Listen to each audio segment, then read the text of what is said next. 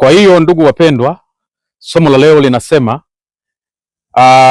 unyenyekevu huleta mafanikio, huleta ushindi katika maisha.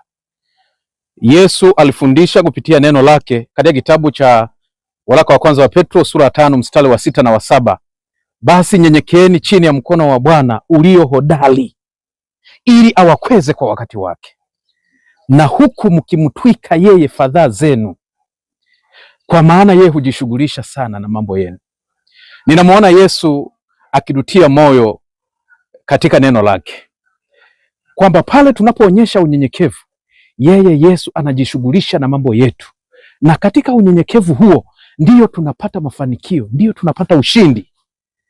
Hivyo ndugu mpendwa na ndugu mtazamaji, ili uweze kupata ushindi katika maombi unayoomba, lazima upate kuwa mnyenyekevu.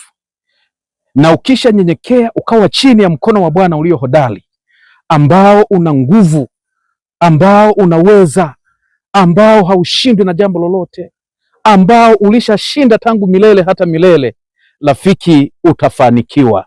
Kwa nini tuseme unyenyekevu? Unyenyekevu ni ile hali ya kumuona mwenzako yuko bora. Ni ile hali ya kutojiweka kwenye nafasi ya juu na wengine ukawakanyaga chini. Hivyo ili uweze kuonyesha unyenyekevu, watangulize wengine mbele. Katika maombi yako, omba kwa ajili ya watu wengine. Katika maombi yako, tanguliza watu wengine, na baadaye omba kwa ajili yako. Bwana atakujibu. Rafiki mpendwa, Bwana akubariki sana unapoenda kufuatilia. Karibu, Bwana akubariki kwa jina la Yesu, amina.